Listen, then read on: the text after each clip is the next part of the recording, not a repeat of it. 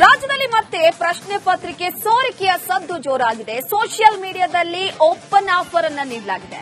ದ್ವಿತೀಯ ಪಿಯುಸಿ ಪ್ರಶ್ನೆ ಪತ್ರಿಕೆಯ ಬಗ್ಗೆ ಆಫರ್ ಅನ್ನ ನೀಡಿರುವಂತದ್ದು. ಪ್ರಶ್ನೆ ಪತ್ರಿಕೆ ಬೇಕಂದ್ರೆ ಮೆಸೇಜ್ ಮಾಡಿ ಅಂತ ಆಫರ್ ಅನ್ನ ನೀಡಲಾಗಿದೆ. ಪ್ರಶ್ನೆ ಪತ್ರಿಕೆ ಸೋರಿಕೆಯ ಸದ್ದು ಮತ್ತೆ ರಾಜ್ಯದಲ್ಲಿ ಜೋರಾಗಿದೆ. ಈಗ ಅದು ಸೋಷಿಯಲ್ ಮೀಡಿಯಾದಲ್ಲೇ ಓಪನ್ ಆಫರ್ ಅನ್ನ ನೀಡಲಾಗಿರುವಂತದ್ದು. ಪ್ರಶ್ನೆ ಪತ್ರಿಕೆ ಬೇಕು ಅಂದ್ರೆ ಮೆಸೇಜ್ ಮಾಡಿ ಅಂತ ಆಫರ್ ಅನ್ನ ನೀಡಲಾಗಿದೆ. ಒಂದು ಪ್ರಶ್ನೆ ಪತ್ರಿಕೆಗೆ 3,000 ರೂಪಾಯಿಗಳಷ್ಟು ಆಫರ್ ಅನ್ನ ನೀಡಲಾಗಿರುವಂತದ್ದು. ಚೌಕಾಸಿ ಮಾಡಂಗಿಲ್ಲ ಅಂತ ಓಪನ್ ಆಫರ್ ಅನ್ನ ನೀಡಲಾಗಿದೆ. ಡಾಕ್ಟರ್ ಕನ್ನಡಿಗ ಅನ್ನುವಂತಹ ಇನ್ಸ್ಟಾ ಪೇಜ್ ನಲ್ಲಿ ಪೋಸ್ಟ್ ಅನ್ನ ಮಾಡಲಾಗಿರುವಂತದ್ದು. ಫೆಬ್ರವರಿ 28ರಿಂದ ಆರಂಭವಾಗುತ್ತೆ ಪಿಯುಸಿ ಪರೀಕ್ಷೆ.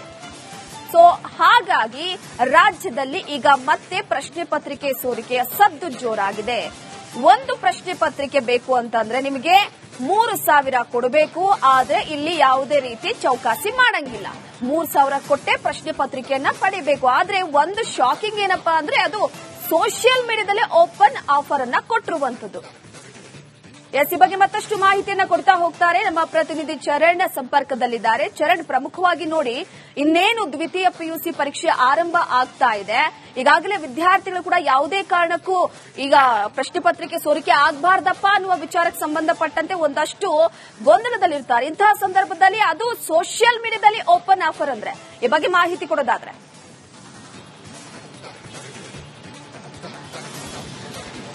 ರೂಪಾ, ಪ್ರಮುಖವಾಗಿ ಈ ಒಂದು ಪ್ರಶ್ನೆ ಪತ್ರಿಕೆ ಸೋರಿಕೆ ವಿಚಾರ ಏನಿದೆ, ಕಳೆದ ದ್ವಿತೀಯ ಪಿಯುಸಿ ಮತ್ತೆ SSLC ಪ್ರಿಪರೇಟರಿ ಪರೀಕ್ಷೆಯ ಸಂದರ್ಭದಲ್ಲಿ ಕೂಡ ಭಾರಿ ಚರ್ಚೆಗೆ ಗ್ರಾಸ ಆಗಿತ್ತು. ಸುಮಾರು 24 ಸೋಷಿಯಲ್ ಮೀಡಿಯಾದಲ್ಲಿರುವಂತಹ ಪೇಜ್ಗಳ ವಿರುದ್ಧ ದೂರನ್ನ ದಾಖಲಿಸುವಂತಹ ಕೆಲಸವನ್ನ KEA ಬೋರ್ಡ್ ಕೂಡ ಮಾಡಿತ್ತು. ಪ್ರಮುಖವಾಗಿ ಈ ಒಂದು ಕ್ವಶನ್ ಪೇಪರ್ ಗಳನ್ನ ಲೀಕ್ ಮಾಡುವಂತಹ ವಿಚಾರವಾಗಿ ಪ್ರತಿಯೊಂದು ಕ್ವಶನ್ ಪೇಪರ್ ಗಳನ್ನ ತಮ್ಮ ಸಾಮಾಜಿಕ ಜಾಲತಾಣಗಳಲ್ಲಿ ಮತ್ತೆ ಖಾಸಗಿ ಯೂಟ್ಯೂಬ್ ಚಾನೆಲ್ಗಳಲ್ಲಿ ಹರಿದಾಡಿಸ್ತಾ ಇದ್ರು. ಇದರಿಂದಾಗಿ ಆ ಒಂದು ಕ್ವಶನ್ ಪೇಪರ್ ಗಳನ್ನ ಖರೀದಿ ಮಾಡಬೇಕು ಅಂತ ಹೇಳಿದ್ರೆ ಅಥವಾ ಅದರ ಒಂದು ಆಡ್ ರೀತಿ, ಒಂದು ಜಾಹೀರಾತಿನ ರೀತಿಯಾಗಿ ನೀಡ್ತಾ ಇದ್ದಂಥದ್ದು. ಪ್ರಿಪರೇಟರಿ ಪರೀಕ್ಷೆಯ ಸಂದರ್ಭದಲ್ಲೇ ಈ ಒಂದು ಕ್ವಶನ್ ಪೇಪರ್ ಲೀಕ್ ವಿಚಾರ ಭಾರಿ ಸದ್ದನ್ನ ಮಾಡಿತ್ತು. ಮತ್ತೆ ಶಿಕ್ಷಣ ಇಲಾಖೆ ಏನಿದೆ, ಶಿಕ್ಷಣ ಇಲಾಖೆಗೆ ಮುಜುಗರ ಉಂಟು ಮಾಡುವಂತಹ ಕೆಲಸವನ್ನ ಮಾಡಿತ್ತು. ಇದೀಗ ದ್ವಿತೀಯ ಪಿಯುಸಿ ಪರೀಕ್ಷೆ ಫೆಬ್ರವರಿ 28ರಿಂದ ಆರಂಭ ಆಗ್ಲಿಕ್ಕಿದೆ.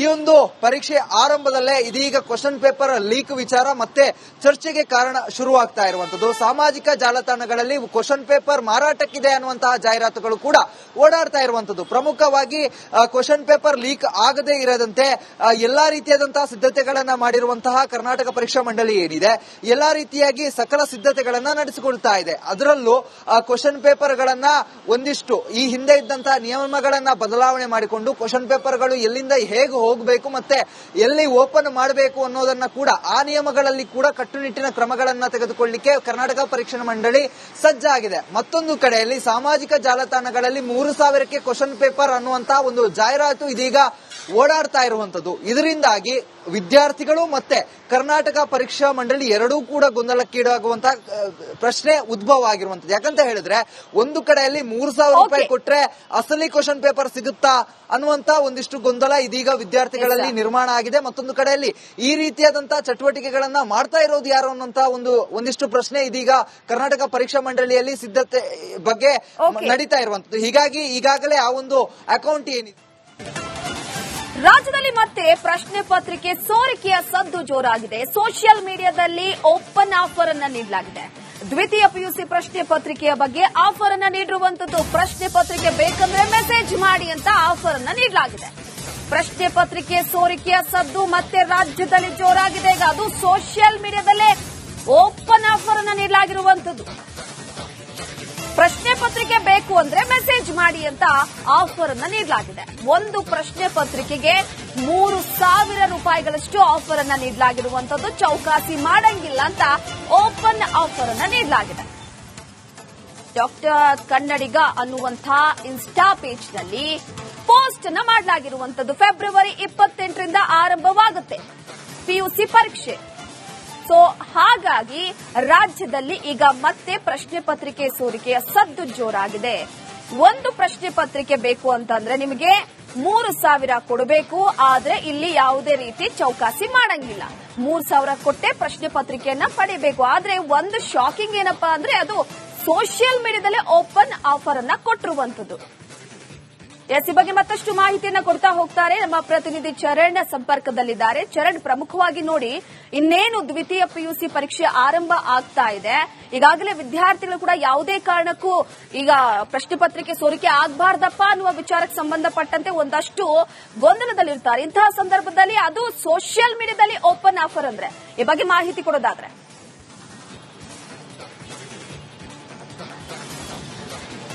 ರೂಪಾ, ಪ್ರಮುಖವಾಗಿ ಈ ಒಂದು ಪ್ರಶ್ನೆ ಪತ್ರಿಕೆ ಸೋರಿಕೆ ವಿಚಾರ ಏನಿದೆ, ಕಳೆದ ದ್ವಿತೀಯ ಪಿಯುಸಿ ಮತ್ತೆ ಎಸ್ಎಸ್ಎಲ್ಸಿ ಪ್ರಿಪರೇಟರಿ ಪರೀಕ್ಷೆಯ ಸಂದರ್ಭದಲ್ಲಿ ಕೂಡ ಭಾರಿ ಚರ್ಚೆಗೆ ಗ್ರಾಸ ಆಗಿತ್ತು. ಸುಮಾರು 24 ಸೋಷಿಯಲ್ ಮೀಡಿಯಾದಲ್ಲಿರುವಂತಹ ಪೇಜ್ಗಳ ವಿರುದ್ಧ ದೂರನ್ನ ದಾಖಲಿಸುವಂತಹ ಕೆಲಸವನ್ನ ಕೆಇಎ ಬೋರ್ಡ್ ಕೂಡ ಮಾಡಿತ್ತು. ಪ್ರಮುಖವಾಗಿ ಈ ಒಂದು ಕ್ವಶನ್ ಪೇಪರ್ ಗಳನ್ನ ಲೀಕ್ ಮಾಡುವಂತಹ ವಿಚಾರವಾಗಿ ಪ್ರತಿಯೊಂದು ಕ್ವಶನ್ ಪೇಪರ್ ಗಳನ್ನ ತಮ್ಮ ಸಾಮಾಜಿಕ ಜಾಲತಾಣಗಳಲ್ಲಿ ಮತ್ತೆ ಖಾಸಗಿ ಯೂಟ್ಯೂಬ್ ಚಾನೆಲ್ಗಳಲ್ಲಿ ಹರಿದಾಡಿಸ್ತಾ ಇದ್ರು. ಇದರಿಂದಾಗಿ ಆ ಒಂದು ಕ್ವಶನ್ ಪೇಪರ್ ಗಳನ್ನ ಖರೀದಿ ಮಾಡಬೇಕು ಅಂತ ಹೇಳಿದ್ರೆ ಅಥವಾ ಅದರ ಒಂದು ಆಡ್ ರೀತಿ, ಒಂದು ಜಾಹೀರಾತಿನ ರೀತಿಯಾಗಿ ನೀಡ್ತಾ ಇದ್ದಂಥದ್ದು. ಪ್ರಿಪರೇಟರಿ ಪರೀಕ್ಷೆಯ ಸಂದರ್ಭದಲ್ಲೇ ಈ ಒಂದು ಕ್ವಶನ್ ಪೇಪರ್ ಲೀಕ್ ವಿಚಾರ ಭಾರಿ ಸದ್ದನ್ನ ಮಾಡಿತ್ತು. ಮತ್ತೆ ಶಿಕ್ಷಣ ಇಲಾಖೆ ಏನಿದೆ, ಶಿಕ್ಷಣ ಇಲಾಖೆಗೆ ಮುಜುಗರ ಉಂಟು ಮಾಡುವಂತಹ ಕೆಲಸವನ್ನ ಮಾಡಿತ್ತು.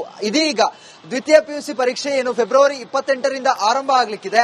ಈ ಒಂದು ಪರೀಕ್ಷೆ ಆರಂಭದಲ್ಲೇ ಇದೀಗ ಕ್ವಶನ್ ಪೇಪರ್ ಲೀಕ್ ವಿಚಾರ ಮತ್ತೆ ಚರ್ಚೆಗೆ ಕಾರಣ ಶುರುವಾಗ್ತಾ ಇರುವಂತದ್ದು. ಸಾಮಾಜಿಕ ಜಾಲತಾಣಗಳಲ್ಲಿ ಕ್ವಶನ್ ಪೇಪರ್ ಮಾರಾಟಕ್ಕಿದೆ ಅನ್ನುವಂತಹ ಜಾಹೀರಾತುಗಳು ಕೂಡ ಓಡಾಡ್ತಾ ಇರುವಂತದ್ದು. ಪ್ರಮುಖವಾಗಿ ಕ್ವಶನ್ ಪೇಪರ್ ಲೀಕ್ ಆಗದೇ ಇರದಂತೆ ಎಲ್ಲಾ ರೀತಿಯಾದಂತಹ ಸಿದ್ಧತೆಗಳನ್ನ ಮಾಡಿರುವಂತಹ ಕರ್ನಾಟಕ ಪರೀಕ್ಷಾ ಮಂಡಳಿ ಏನಿದೆ, ಎಲ್ಲಾ ರೀತಿಯಾಗಿ ಸಕಲ ಸಿದ್ಧತೆಗಳನ್ನ ನಡೆಸಿಕೊಳ್ತಾ ಇದೆ. ಅದರಲ್ಲೂ ಕ್ವಶನ್ ಪೇಪರ್ ಗಳನ್ನ ಒಂದಿಷ್ಟು ಈ ಹಿಂದೆ ಇದ್ದಂತಹ ನಿಯಮಗಳನ್ನ ಬದಲಾವಣೆ ಮಾಡಿಕೊಂಡು ಕ್ವಶನ್ ಪೇಪರ್ಗಳು ಎಲ್ಲಿಂದ ಹೇಗೆ ಹೋಗಬೇಕು ಮತ್ತೆ ಎಲ್ಲಿ ಓಪನ್ ಮಾಡಬೇಕು ಅನ್ನೋದನ್ನ ಕೂಡ ಆ ನಿಯಮಗಳಲ್ಲಿ ಕೂಡ ಕಟ್ಟುನಿಟ್ಟಿನ ಕ್ರಮಗಳನ್ನ ತೆಗೆದುಕೊಳ್ಳಲಿಕ್ಕೆ ಕರ್ನಾಟಕ ಪರೀಕ್ಷಾ ಮಂಡಳಿ ಸಜ್ಜಾಗಿದೆ. ಮತ್ತೊಂದು ಕಡೆಯಲ್ಲಿ ಸಾಮಾಜಿಕ ಜಾಲತಾಣಗಳಲ್ಲಿ 3000ಕ್ಕೆ ಕ್ವಶನ್ ಪೇಪರ್ ಅನ್ನುವಂತಹ ಒಂದು ಜಾಹೀರಾತು ಇದೀಗ ಓಡಾಡ್ತಾ ಇರುವಂತದ್ದು. ಇದರಿಂದಾಗಿ ವಿದ್ಯಾರ್ಥಿಗಳು ಮತ್ತೆ ಕರ್ನಾಟಕ ಪರೀಕ್ಷಾ ಮಂಡಳಿ ಎರಡೂ ಕೂಡ ಗೊಂದಲಕ್ಕೀಡಾಗುವಂತಹ ಪ್ರಶ್ನೆ ಉದ್ಭವ ಆಗಿರುವಂತದ್ದು. ಯಾಕಂತ ಹೇಳಿದ್ರೆ ಒಂದು ಕಡೆಯಲ್ಲಿ 3000 ರೂಪಾಯಿ ಕೊಟ್ರೆ ಅಸಲಿ ಕ್ವಶನ್ ಪೇಪರ್ ಸಿಗುತ್ತಾ ಅನ್ನುವಂತ ಒಂದಿಷ್ಟು ಗೊಂದಲ ಇದೀಗ ವಿದ್ಯಾರ್ಥಿಗಳಲ್ಲಿ ನಿರ್ಮಾಣ ಆಗಿದೆ. ಮತ್ತೊಂದು ಕಡೆಯಲ್ಲಿ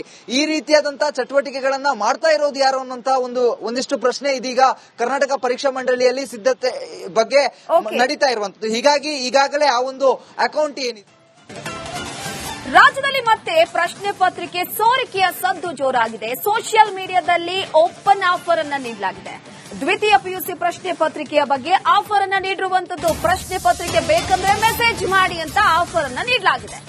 ಪ್ರಶ್ನೆ ಪತ್ರಿಕೆ ಸೋರಿಕೆಯ ಸದ್ದು ಮತ್ತೆ ರಾಜ್ಯದಲ್ಲಿ ಜೋರಾಗಿದೆ. ಈಗ ಅದು ಸೋಷಿಯಲ್ ಮೀಡಿಯಾದಲ್ಲೇ ಓಪನ್ ಆಫರ್ ಅನ್ನ ನೀಡಲಾಗಿರುವಂತದ್ದು.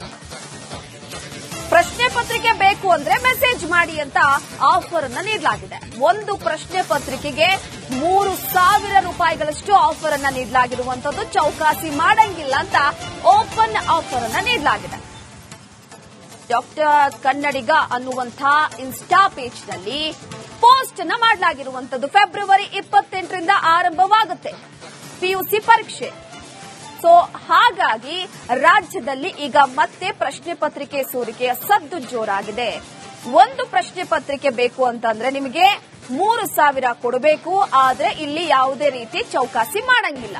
3000 ಕೊಟ್ಟೆ ಪ್ರಶ್ನೆ ಪತ್ರಿಕೆಯನ್ನ ಪಡಿಬೇಕು. ಆದ್ರೆ ಒಂದು ಶಾಕಿಂಗ್ ಏನಪ್ಪಾ ಅಂದ್ರೆ ಅದು ಸೋಷಿಯಲ್ ಮೀಡಿಯಾದಲ್ಲೇ ಓಪನ್ ಆಫರ್ ಅನ್ನ ಕೊಟ್ಟಿರುವಂತದ್ದು. ಈ ಬಗ್ಗೆ ಮತ್ತಷ್ಟು ಮಾಹಿತಿಯನ್ನ ಕೊಡ್ತಾ ಹೋಗ್ತಾರೆ ನಮ್ಮ ಪ್ರತಿನಿಧಿ ಚರಣ್ ಸಂಪರ್ಕದಲ್ಲಿದ್ದಾರೆ. ಚರಣ್, ಪ್ರಮುಖವಾಗಿ ನೋಡಿ, ಇನ್ನೇನು ದ್ವಿತೀಯ ಪಿಯುಸಿ ಪರೀಕ್ಷೆ ಆರಂಭ ಆಗ್ತಾ ಇದೆ. ಈಗಾಗಲೇ ವಿದ್ಯಾರ್ಥಿಗಳು ಕೂಡ ಯಾವುದೇ ಕಾರಣಕ್ಕೂ ಈಗ ಪ್ರಶ್ನೆ ಪತ್ರಿಕೆ ಸೋರಿಕೆ ಆಗಬಾರ್ದಪ್ಪ ಅನ್ನುವ ವಿಚಾರಕ್ಕೆ ಸಂಬಂಧಪಟ್ಟಂತೆ ಒಂದಷ್ಟು ಗೊಂದಲದಲ್ಲಿರ್ತಾರೆ. ಇಂತಹ ಸಂದರ್ಭದಲ್ಲಿ ಅದು ಸೋಷಿಯಲ್ ಮೀಡಿಯಾದಲ್ಲಿ ಓಪನ್ ಆಫರ್ ಅಂದ್ರೆ ಈ ಬಗ್ಗೆ ಮಾಹಿತಿ ಕೊಡೋದಾದ್ರೆ